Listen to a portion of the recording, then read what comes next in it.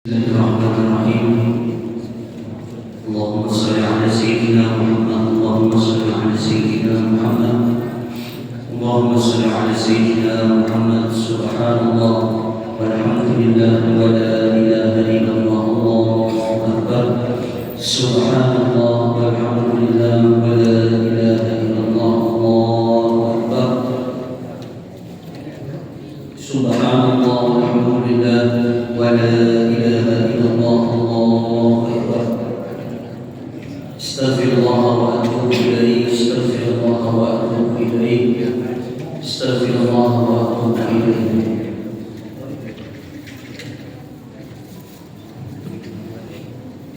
بسم الله الرحمن الرحيم.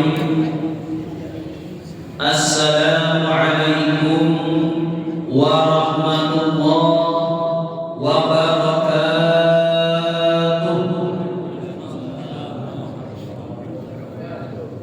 الحمد لله رب العالمين. الصلاة والسلام على أشرف الأنبياء والمرسلين سيدنا ومولانا محمد وعلى آله وصحبه أجمعين. اللهم علمنا ما ينفعنا وانفعنا بما علمتنا إنك أنت العليم الحكيم. اللهم فقهنا في الدين وعلمنا تأويل.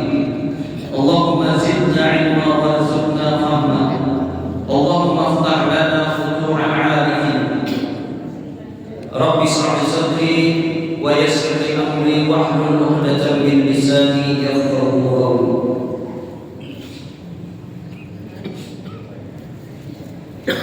قال المصنف رحمه الله تعالى ونفعنا به وبعلمه في دارين amin ya rabbal alamin. Berkata pengarang kitab Riyadhus Shalihin Abu Zakaria Yahya bin Sharaf Imam Muhyiddin Al-Imam An-Nawawi bisanadihi dengan sanadnya sampai ke hadis ke-7 kalau dihitung dari bab yang kita pelajari. Kalau dari awal hadis ke-190. As-sabi' hadis yang ke-7. An Abi Sa'id al-Khudri radhiyallahu anhu, dari sahabat Abu Sa'id al-Khudri. Kalau disambung bacanya Abu Sa'id al-Khudri. A'udzu billahi minasy syaithanir rajim. Bismillahirrahmanirrahim. Qul huwallahu ahadun illahus samad. Menyambungnya ada nunnya. Siapa tahu karena bapak-bapak di sini melihat ada mahasiswa mana nih? Oh, saya mahasiswa UIN Pak, saya mahasiswa UNAM. Coba pimpinkan tahlil dulu. Bapak lagi serang. Padahal niatnya apa? Mentes. Baca Bismillahirrahmanirrahim. La ilaha illallah Allahu akbar. Bismillahirrahmanirrahim. Qul huwallahu ahad Allahus samad. Tak ada nunnya tadi menyambungnya. Akhirnya apa? Gagal. Karena jadi dinikahkan dengan putri. Padahal sudah ngaji Riyadhus Shalihin, sudah sholat berjamaah, IPK-nya 3,9, gagal menjadi menantu orang gara-gara nun, huruf nun. Nun apa ini namanya? Nun wikoya. Dalam ilmu tajwid namanya nun wikoya. Dari Abu Sa'id al-Khudri radhiyallahu anhu. Ani Nabi sallallahu alaihi wasallam, dari baginda Nabi Muhammad sallallahu alaihi wasallam. Qala, Nabi bersabda. Apa kata Nabi? Iyyakum wal julusa fit turuqat. Janganlah kalian semua duduk-duduk di pinggir jalan. Itu maknanya. Wa iyyakum, janganlah kalian wal julusa duduk-duduk fi turuqat di samping jalan. Kenapa Pak Ustaz? Karena kalau di tengah jalan ditabrak orang. Kenapa Nabi? Maksudnya apa ini? Nabi melarang duduk-duduk di samping jalan. Larangan ini 14 abad yang lalu, sekarang sudah dipraktekkan. Betul atau betul? Pian ke Banjarmasin. Sebelum dari Banjarmasin, sebelum nanti masuk Gambut, di samping-samping itu ada kursi. Kalau tengah malam lewat situ isinya apa? Orang-orang duduk, pemuda-pemudi duduk, ada yang berangkulan, ada yang beragapan, ada yang berongkoan, ada yang macam-macam. Ada yang rangkul-rangkul putra-putri. Ini sebetulnya dilarang oleh Nabi. Larangannya kapan Pak? 14 abad yang lalu. Sudah. Sekarang digawe. Berarti kayak apa Ustaz? Sekarang banyak kafe-kafe di samping jalan, toko-toko, kafe-kafe minuman. Akhirnya apa yang terjadi? Duduk di sana. Duduk di sana. Padahal dilarang oleh Nabi duduk di pinggir jalan. Masuk kafe, habis masuk kafe, mesannya apa? Minuman kecil aja air putih. Duduk di sana berjam-jam. Entah apa yang dibuat. Ternyata dibuatnya ada yang ngerjakan tugas, ada yang mengerjakan. Kenapa dia duduk di kafe lama dari jam 4 baru buka sampai tengah malam? Saya cuma mengincar wifi-nya aja Pak. Mesannya ya cukup es kecil tuh aja. Yang penting wifi-nya sampai tengah malam. Ternyata ini dilarang oleh Nabi. Faqalu, para sahabat berkata, ya Rasulullah, malana min majalisina buddan. Wahai Rasulullah, kami ini mau tak mau duduk harus di samping jalan. Kenapa? Gawian kami ini ada di samping jalan. Kami ini ada yang begawi di toko, kami ini ada yang begawi di pasar-pasar, itu kan di samping jalan. Atau zaman sekarang kami ada gawi jual di toko, ada yang jadi barista. Maka bagaimana ya Rasulullah? Kita dapat ilmu apa di sini Pak? Dapat faedah apa? Bahwasannya Nabi itu kalau berbicara dialog, bukan monolog. Kalau monolog itu satu arah aja. Tapi di sini sahabat apa? Berbicara. Sahabat berbicara dengan Nabi. Kalau satu arah aja, jangan kalian duduk-duduk di samping jalan, sudah diam. Oh iya Nabi. Padahal Nabi itu dialog dengan sahabat, bukan monolog. Zaman sekarang kalau ada guru, Ustaz Faisal menyampaikan, kalau ada yang bertanya dikira tidak beradab. Padahal sahabat Nabi suka berdialog dengan Nabi. Nah kemudian sahabat berkata, tak boleh duduk di samping-samping jalan. Kemudian sahabat berkata, wahai Rasulullah, bagaimana kami ini harus duduk di samping jalan nih? Karena memang pekerjaan kami di situ. Nah, kita lihat, faqala Rasulullah sallallahu alaihi wasallam, para sahabat itu sebelumnya natahaddatsu fiha, kami di samping-samping jalan itu ngobrol, berbicara. Bagaimana nih? Apakah masih dilarang wahai Nabi? Faqala Rasulullah sallallahu alaihi wasallam, maka baginda Nabi Muhammad sallallahu alaihi wasallam bersabda, "Faida abaitum illal majlis." Kalau memang kalian terpaksa harus bekerja di samping jalan, maksudnya apa? Duduk di samping jalan, entah itu ronda, entah itu jaga malam, atau nongkrong, atau duduk di kafe, pokoknya sesuatu yang duduk-duduk di samping jalan. Kata Nabi, fa'atu tariqa haqqo, hendaklah kalian memberikan hak-hak bagi pengguna jalan. Itu saja. Qalu, sahabat kemudian berkata lagi, wa ma haqqut tariq, apa hak-hak jalan itu wahai Nabi? Ya Rasulullah. Nah ini pentingnya nih. Kita lihat sahabat itu bertanya sampai betul-betul paham. Amun zaman sekarang itu belajar, inggih guru, Guru berbuih di muka nih sampai mengajar tinggi guru. Sampai balik ke rumah. Tadi apa yang disampaikan guru paham ya? Kadang juga aja. Kadang mau betahun. Nah, sama tuh kayak santri ulun tuh di pondok tuh. Oh, dijelaskan. Untung ada 10 menit. Bagaimana santri-santri ada pertanyaan ini.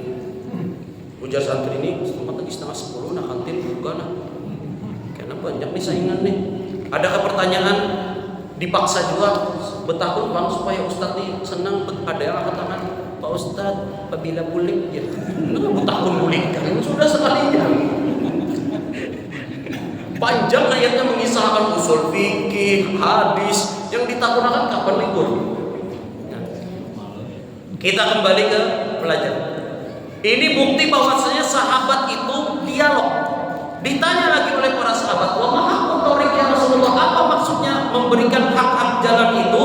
Qala, Nabi bersabda, Godul basor. Ini yang pertama, catat bapak-bapak jamaah laki-laki. Godul basor. Godul basor itu apa? Bukan berpajang. Bukan berpajang. Kalau berpajang itu gommado, godul basor atau takbidul basor. Tapi di sini godul basor. Apa godul basor? Menundukkan pandangan. Itu karena sudah kalau duduk-duduk di samping jalan nih, munnya sudah ada yang pina bungas, roknya pina tak angkat, kawan-kawannya. Disiulinya, nah ini yang ada boleh. Makanya Nabi melarang nih. Duduk-duduk yang di kursi-kursi yang diulahkan pemerintah. Duduk-duduk di situ pemuda-pemuda nang anu-anunya, nang anu-anu Pak lah. Nabian pada boleh lagi duduk di situ. Ini soalnya jamaah-jamaah di sini jamaah-jamaah tipikal expire sudah lah. Nah, duduk-duduk di samping jalan, karena ada yang pindah bungas putih. Mau aja. Kira lewat pulang. Barang bagus tuh aja. Nah, ini yang ada boleh dilarang oleh Nabi, godul basor, tundukkan pandangan. Itu hak-hak torik, maksudnya hak jalan. Kemudian apa kata Nabi? Wa kaful ada. Kaful ada itu apa? Jangan mengganggu orang. Kan kalau sudah ngumpul, sudah apa? Karena muncul ide-ide yang pengen mengganggu orang, pengen mengusik orang. Ada boleh. Kata Nabi kalau memang terpaksa duduk-duduk di samping orang, duduk-duduk di pinggir jalan, yang pertama jaga pandangan, tundukkan pandangan. Yang kedua jangan mengganggu orang. Orang lewat diganggu, orang lewat disiuli, orang lewat digoda-goda, ada yang dilempar batu, mengganggu orang, kada boleh kata Nabi. Kemudian apa? Waratul salam, menjawab salam. Ini kadang lewat ada duduk-duduk di samping jalan, ada yang assalamualaikum. Jawabannya pun 55 ya. Nah 55 ada kodenya pulang nih. Kadang ada juga yang kada salam, halo bro. Padahal ketika duduk-duduk di pinggir jalan ini utamakan salam dan menjawab salam, karena menjawab salam itu hukumnya wajib. Kemudian apa lagi kata Nabi? Wal amru bil ma'ruf, ajak orang kepada kebaikan. Kalau sudah nongkrong, kalau sudah ngumpul, ajak kebaikan. Nih, belum cek dulu yang pina muda-muda mana? Pina muda-muda. Nah, ini sering ulun bahas. Nah, sebentar Pak lah. Ini ulun membahas buat yang muda-muda. Berarti ada di kamera. Yang muda-muda biasanya sebentar lagi bulan Ramadan ada namanya bukber, buka puasa bersama. Alumni SMA 1 Amuntai. Isinya 6 umur 25, 26. Silahkan kau buka bersama, boleh hukumnya. Cuma apa? Ajak teman-teman untuk kebaikan. Yang ada di apa? Allahu Akbar, Allahu Akbar, makan. Untuk makan la ilaha illallah, bihinip sambil melihat tiga. Oh, ada yang sembahyang ini aman aja. Berarti mulai awal sembahyang karena maghrib ini aman aja nih. Akhirnya apa? Bihinip berantakan karena maghrib. Nauzubillah min dzalik.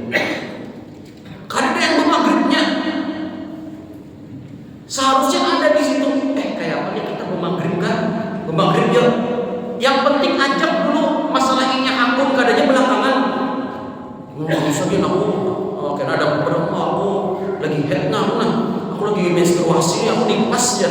Padahal dia bilang menjawab. Macam-macam alasan. Yang penting bawain dulu. Karena biasanya orang kalau sudah ngumpul, nongkrong, itu mengajak ke kebaikan tuh jarang. Nah, berapa banyak nih ayo yang muda-muda nih waktu buka bersama. Banyak yang tak sholat. Akhirnya dia sholat sendiri aja. Ini yang sering ulun sampaikan ke anak murid ulun. Ketika buka puasa bersama, boleh silakan. Ada biniannya, ada lakiannya, macam-macam. Tapi ingat, sholat maghrib wajib. Akhirnya begini main HP sampai ada isya, Allahu Akbar, Allahu Akbar. Kita ini kemanaan yuk? Aku anak terawih dulu nah. Terawih kayak kamu? Terawih kan bang? Aku ada terawih nah. Orangnya pada terawih. Padahal tadi maghrib kan maghrib juga. Na'udzubillah.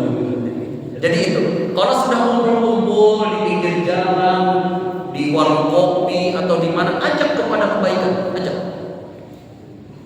Wa nahyu 'anil munkar. Nah, ini yang penting poinnya. Selain mengajak kepada kebaikan dan mencegah orang kepada kemungkaran, amar ma'ruf nahi munkar. Ini hak-hak tarik. Inilah 1 2 3 4 5 hak jalan kata baginda Nabi Muhammad SAW. Muttafaqun alaihi. Hadis ini sahih, disepakati oleh Imam Bukhari dan Imam Muslim. Apa maksudnya muttafaqun alaihi Ustaz? Hadis ini ada di Sahih Bukhari dan Sahih Muslim. Jadi ada 5. Nah, ini bukti bahwasanya Nabi itu mengajar jelas. Kalau Nabi mengajarnya dialog satu arah saja, kata Nabi, jangan kalian duduk-duduk di pinggir jalan. Sudah, no comment. Ada yang di pinggir jalan dosa, ada yang di pinggir jalan dosa. Makanya sahabat di sini memulai monolog berbicara. Nabi, kami ini bekerja di pinggir jalan, kami terpaksa harus di pinggir jalan. Maka bagaimana? Penuhi hak-hak jalan. Ada 5 tadi. Yang pertama, tundukkan pandangan. Yang kedua, jangan mengganggu orang. Yang ketiga, menjawab salam. Keempat, mengajak kepada kebaikan. Kelima, mencegah kepada maksiat. Itu hak-hak jalan. Jadi kesimpulannya Pak, duduk-duduk di warung, di kafe itu, di warung kopi itu boleh kan? Boleh, silakan. Cuma pina warung kopinya kelap-kelip, itu kan masalah nih. Semakin malam semakin menyala aja. Lampunya kemana-mana. Kita lanjutkan as-samin, hadis yang ke-8. An Ibnu Abbas radhiyallahu anhuma, dari Ibnu Abbas radhiyallahu anhuma, Allah meridhoi 2 sahabat. Anna Rasulullah sallallahu alaihi wasallam, sesungguhnya baginda Nabi Muhammad sallallahu alaihi wasallam, ra'a khataman. Ya, fokus dulu. Baginda Nabi ra'a, melihat, khataman, cincin, min dahabin, cincin dari emas, fi yadi rajulin, di tangan salah seorang sahabat Nabi. Fanaza'ahu, diambil cincin tadi oleh Nabi. Fatoro'ahu, kemudian dilempar oleh Nabi. Qala, kemudian baginda Nabi bersabda, apa kata Nabi? Ya'midu ahadukum, ada salah seorang kalian yang sengaja, ila jamratin, untuk mengambil jamrah. Apa jamrah? Batu. Makanya kalau kita haji itu ada istilah lempar jumrah. Bisa jumrah, bisa jamrah.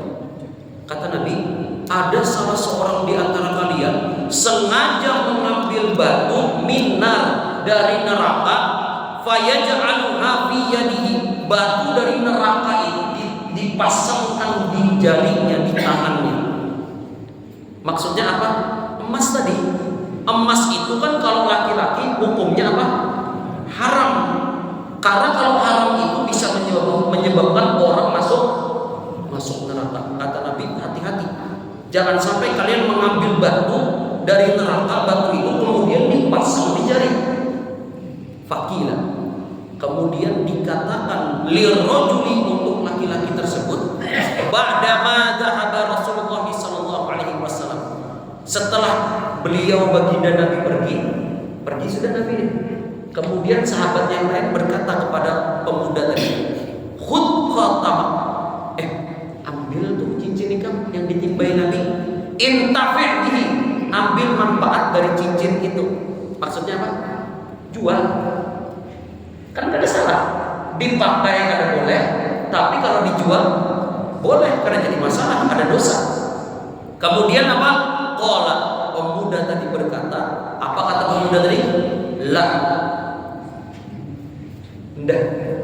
indah, kada mau.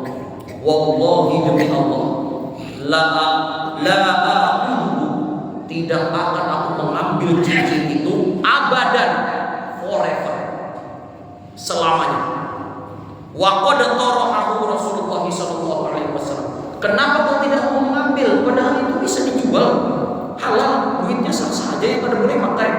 Tapi aku tidak mau mengambil lagi. Kenapa? Tidak akan kuambil, tidak akan kujual. Wa qad tarahu Rasulullah, karena sudah dicampakkan oleh baginda Nabi Muhammad sallallahu alaihi wasallam. Nah, ini sahabat Pak. Namun kita kan beda, Pak. Ujar guru itu ada boleh lah emas tinggi ada apa? Jual aja lagi. Tapi kalau sahabat beda, sudah dilempar oleh Nabi, sudah dicampakkan oleh Nabi, kada lagi mengambil. Rawahul Muslim, hadis ini sahih riwayat Imam Muslim. Ada 3 perilaku Nabi dalam hadis ini. Yang pertama apa? Dicabutnya cincin emas itu, kemudian dilemparnya cincin emas itu, kemudian apa? Dinasehati. Nah, itu cara Nabi. Kemudian kenapa Pak Ustaz masalahnya? Karena ini emas. Memang kenapa Pak Ustaz kalau laki-laki memakai cincin emas hukumnya haram? Cuma biasanya ada lagi pertanyaan dari jamaah, kenapa haramnya Pak Ustaz? Apa sebabnya haram? Jawabannya tidak semua yang diharamkan oleh Nabi, oleh Allah itu mesti ada penyebabnya. Nah, nyamannya melajari santri, nyamannya melajari bapak-bapak yang sudah beriman nih, yang kayak kian ini apa? Kenapa Pak Ustaz diharamkan cincin emas? Jawabannya singkat, karena Nabi melarang. Selesai. Cuma kadang orang tua ini dipelajari, kenapa, apa sebabnya pemuda-pemuda zaman sekarang, apa sebabnya? Ternyata memakai cincin emas itu, ini belum dari segi hukum dulu. Memakai cincin emas itu bagi laki-laki haram. Bagi perempuan boleh, silahkan berhias. Boleh bagi laki-laki menggunakan cincin selain emas, perak, nikel, besi. Besi boleh Ustaz? Boleh. Apa hadisnya? Kata Nabi, iltamis walau khatiman bil hadid. Carilah cincin meskipun cincin itu dari besi. Boleh besi itu bagi laki-laki. Emas berarti kan boleh Ustaz. Tapi kalau emas putih, nah, ulun ada kawin Pak Ustaz teh. Nang calon bini ulun dipakai emas, ulun pakai emas putih supaya mengkilap juga. Bagaimana hukumnya? Emas putih itu isinya emas dan juga ada nikel, ada perak, 80% campurannya, 20%-nya emas, masih ada emasnya, berarti kada boleh. Kemudian ada lagi, ulun kada salah marahnya suasa. Bujur suasa itu apa Pak Ustaz? Mun kada salah suasa itu 80% perak, 20% emas. Masih ada emasnya, kada boleh juga. Tapi kalau misalnya banyu emas kayak apa Pak Ustaz? Banyu emas itu bukan emas. Itu hukumnya boleh. Contohnya apa? Cincin pian perak warna putih hendak diwarnai warna kuning. Munnya kada salah warnanya disapu. Itu boleh aja, karena bukan emas, warnanya aja itu. Contoh biar tukar jam tangan warnanya kuning.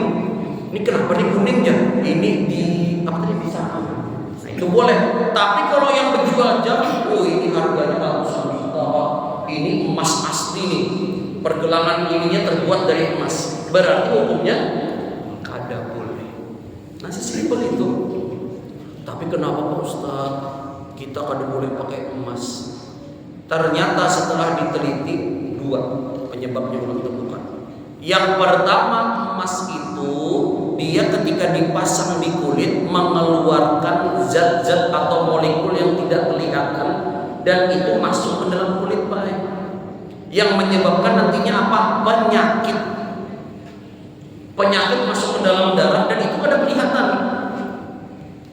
Dari mana ulun dapat ini? Dari penelitian atau buku Mukjizat Al-Quran. Itu ada mukjizat-mukjizat di Al-Quran itu yang diharamkan. Cuma untuk penelitian kenapa diharamkan ditemukan. Ketika memakai emas, laki-laki itu masuk molekul emas itu ke dalam darah, jadi penyakit. Nah kenapa perempuan boleh? Karena perempuan itu ketika molekul zat itu masuk ke dalam darah bisa dikeluarkan lagi lewat menstruasi, lewat haid. Itu makanya minian boleh. Oh mantep juga Pak Ustadz ini. Habis ini orang minta tukaran laki orang emas yang banyak. Betagi ininya habis ini. Itu yang pertama. Sebab yang kedua ternyata emas itu bisa dari segi masyarakatnya bisa menyebabkan atau merobek hati tetangga yang miskin atau yang kurang mampu. Nah, pas ke kondangan tetangga ada bisik emas, oh pian, oh ibu pernah kerincing, wah emas wah pasti yang kerincingan, wah pindah barang-barang banyak mana, berkilo-kilo emas di tangan nih, berkilo-kilo sekalinya pas Idul Fitri dibawa pulang, oh banyak mana betapa ke saudara keluarga, sekalinya ketahuan ibu itu nukarnya di pasar bawah, nang barangnya seberataan imitasi. Nah sudah sakit hati gara-gara emas, sakit hati ditipu barangnya imitasi. Nah, jadi boleh aja. Silahkan ibu itu memakai emas, boleh silahkan. Tetapi jangan sampai berlebihan, jangan sampai menyakiti hati orang, dan jangan sampai ini yang penting Bu, ini yang penting memakai emas. Syaratnya ibu memakai emas, jangan sampai merendahkan orang lain. Nah, ini ibu-ibu singgung bisi emas, nang singgung bisi emas tetamu. Jangan sampai merendahkan satu sama lain. Ini kadang tetamu emasnya banyak badan, tapi pinanya imitasi. Tahu ya warnanya mana? Kadang kayak warna kuning nih, asli kuning itu imitasi itu bukan di pasar yang bawah punya toko-tokonya. Nah ini yang kada boleh. Nah sampai sini jelas Pak? Tidak boleh memakai emas. Apa yang kita dapat ambil kesimpulan dari hadis ini? Nabi ketika melihat kemungkaran langsung diingkari dengan tangan, langsung diingkari dengan perbuatan. Jadi ketika melihat dosa, melihat maksiat, langsung dipadahi, diambil oleh Nabi. Nah kita seperti itu juga. Amun wani melihat Pak Kades, cincin emas, Pak, mohon maaf Pak, cincinnya saya ambil Pak, haram. Itu tingkatan pertama. Ada boleh Pak pakai cincin emas Pak, pacul Pak. Ini tingkatan pertama. Tingkatan kedua dengan lisan, dengan mulut. Pak Kades, sebagaimana materi hadis Ustadz Faisal kemarin di hadis ke 191 bahwasanya emas itu dilarang Pak Kades. Udah lihat biar ini melihat pakai cincin emas, maka itu hukumnya haram Pak Kades. Jadi alangkah baiknya dicopot aja. Kata Pak Kades tadi, suka-suka pun duit-duitku, sawit-sawitku, emas-emasku, apa yang ribet? Nah, ketika ada dia nasihati orang seperti ini kemudian berkata, apa yang kamu urus hidupku? Repot banget sama gue. Ini pahalanya sangat dia gana. Nah, ini pahalanya besar. Pahalanya besar. Bahkan kata guru ulun, amat nahi mungkar ini pahalanya lebih besar dari sholat tahajud. Ini besar. Kemudian step ketiga yang telah kita pelajari, mengingkari dengan hati, dengan cara membenci dalam hati. Tapi yang dibenci apa? Bukan Pak Kadesnya, yang dibenci cincin emas Pak Kades itu. Dikam kenapa nih muka sangka aku nih benci Pak Ustaz. Benci lawan apa? Lawan cincinnya Pak Kades. Kenapa benci? Kenapa ya bisa cincin emas tuh nah ini lain Pak. Ini iri nih. Yang dibenci ini maksudnya cincin emasnya kenapa dipakai padahal itu hukumnya haram. Nah ini tingkatan yang paling rendah, mengingkari lewat hati. Tapi bagaimana Pak Ustaz ulun menasihati pakai lisan, pasti ulun dibenci, pasti ulun dijadikan TO, target operation. Nanti akan dikisahkan ini tujuh mengurusi orang, agama Islam ketujuh mengurusi orang, nasihat sana sini. Caranya gampang, buka YouTube, download video nih, potong bagian yang emas itu haram, kirim ke dia. Jadi bukan dia yang memadahi. Ada Ustadz Adi Hidayat, ada Ustadz Somad, video tentang haram hukumnya memakai emas, kirim. Karena nanti dia nonton sendiri. Mungkin waktu pertama kali menonton marah. Apa nih maksudnya melarang memakai gelang emas nih? Memakai cincin emas, salah gue. Tapi pas menonton kedua mungkin bisa jadi dapat hidayah. Jadi maksud ulun apa Pak? Kita bisa mengingkari maksiat, mengingkari kejelekan atau dosa itu bisa dengan men-share atau menyebarkan video-video yang bermanfaat. Allahumma shalli ala sayyidina Muhammad. Karena kalau pun jelaskan di sini, efeknya kurang. Kenapa? Efeknya kurang.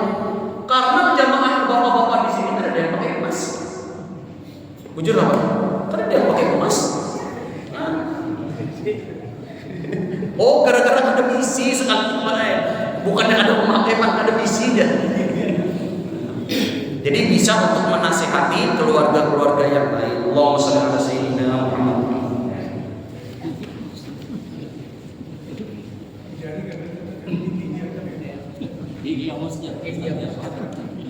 Ustaz punya gigi emas nih bagaimana Ustaz?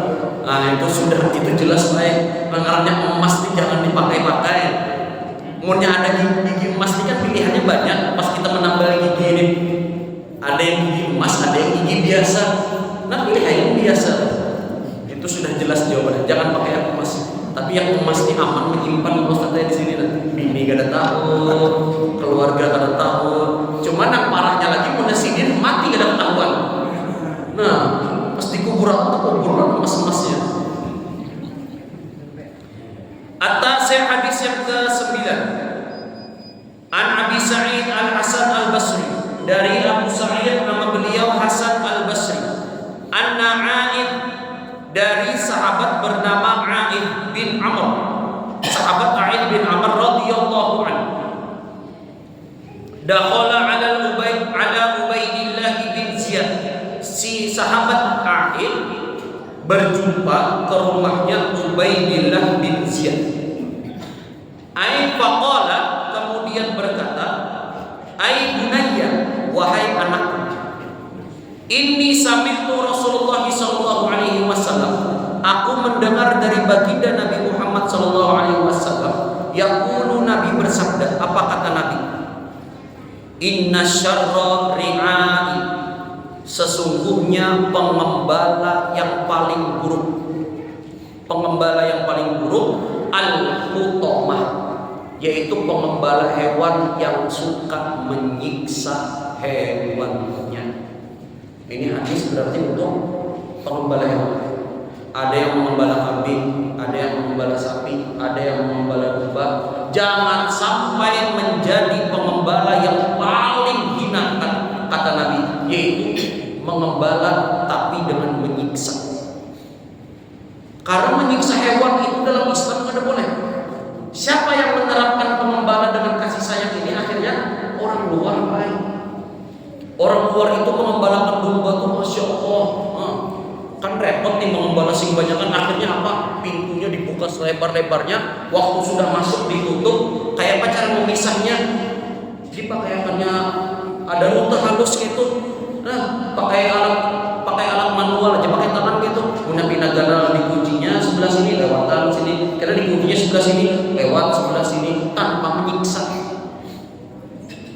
Ini kadang mohon maaf yang agamanya Islam, kadang ada yang agama Islam lari pada binatang ini diatur, ditambah muridnya pak, kadang jangan ke situ. Nah ini menyiksa, menyakiti. Bahkan ada sempat waktu Idul Adha ada yang kada sengaja menyakiti hewan. Bagaimana cara menyakiti hewan pas Idul Adha? Disembelihnya kambing. Tapi kambing yang mengantri setelahnya itu diadakan higa. Nah jadi kambing anak disembelih melihat kawannya, disembelih jangan kawan bercucuran darah. Nah ini kada boleh menyiksa. Jadi kayak pak jauh-jauh. Kambing nomor antrian 21 jauh dulu. Ini yang antrian nomor 20 hendak disembelih. Ini cara supaya tidak menyiksa hewan. Karena kalau suka menyiksa hewan dalam mengembala itu syarrori'ah, kata Nabi, pengembala yang paling hina menyiksa hewan. Inilah bukti bahwasanya agama Islam itu sempurna. Bukan cuma Nabi ini bukan cuma mengajarkan peri kemanusiaan, tapi peri kehewanan yang diajarkan. Fa iyyaka an takuna minhum, hendaklah engkau ini, kata ayahnya, nang abah berpesan, jangan menjadi golongan mereka. Maksudnya golongan orang yang suka menyiksa hewan, mengembalakan dengan siksaan, dengan tidak ada kasih sayang. Faqala lahu, kemudian dia berkata kepada anaknya, ijlis, duduk. Fa innama anta min nukhalati ashabi Muhammadin sallallahu alaihi wasallam. Masih ada 5 menit lagi. Sebentar. Fa innama anta min nukhalati ashabi Muhammad. Kata ayahnya, kamu itu cuma nukholah. Nah, si Aid berpesan kepada anaknya Ubaid, kamu itu cuma nukholah. Nukholah itu mohon maaf ini Pak, ketika kita ma'anu baras, biasanya ada yang ujung-ujung baras itu bersisa, apa ngarannya Pak? Anta yang sakan ma'anu uban bahari itu apa? Nah itu nukholah. Nukholah itu maksudnya apa? Kamu ini kan sahabat Nabi, berjumpa dengan Nabi, hidup di zaman Nabi, tapi kau tuh cuma ya sisa-sisanya aja. Maksudnya apa? Pinggiran-pinggiran yang kada penting. Nah maksudnya itu cuma sahabat Nabi, tapi yang kada penting, yang remeh-temeh aja. Kemudian apa? Sahabat Aid ini berkata, faqala, beliau berkata, wahal kanat tahun nukholah. Apakah sahabat Nabi itu ada antahnya? Maksudnya ada sisa-sisanya. Kemudian dia bilang, inna makanat nukholah ba'dahum wa fi ghairihim. Antah dari sahabat itu bukan sahabat, tapi orang-orang yang hidup setelah zaman sahabat. Kesimpulannya dari hadis ini apa maksudnya Pak? Semua sahabat itu tidak ada istilah antah, tidak ada istilah sisa-sisa, semuanya mulia.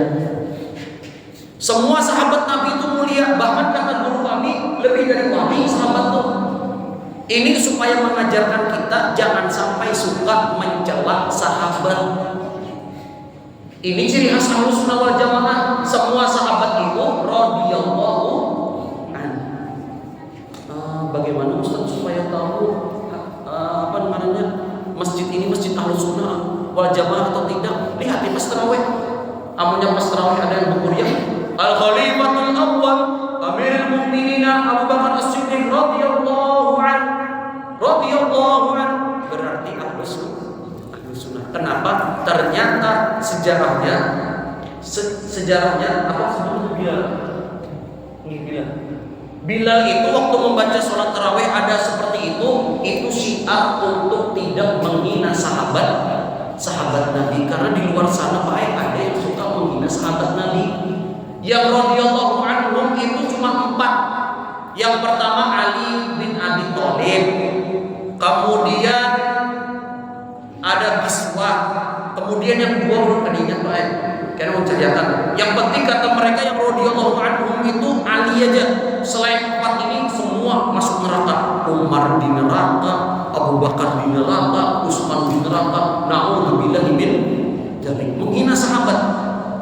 Padahal kata Nabi, kata sahabat Aid juga, semua sahabat itu tidak ada istilah antah. Semua sahabat itu semuanya mulia.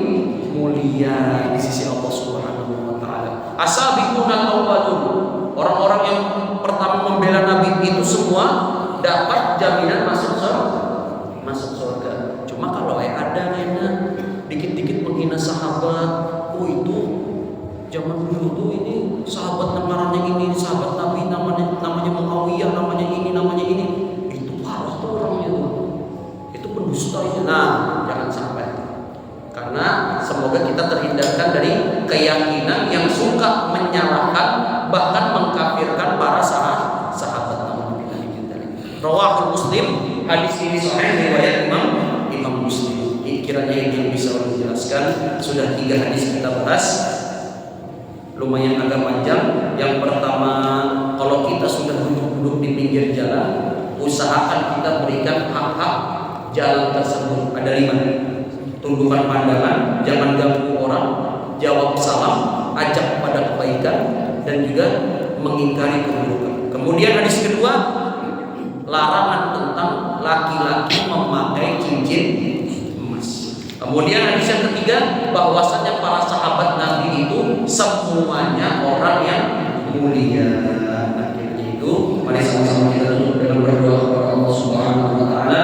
Semoga apa yang kita pelajari hari ini diberikan oleh Allah Subhanahu wa taala keberkahan dan juga rahmat. Semoga Allah juga memberikan kepada kita manfaat di akhirat dan di dunia. Semoga Allah mengampuni dosa-dosa kita semua dan dosa kedua orang tua kita serta dosa-dosa anak cucu kita.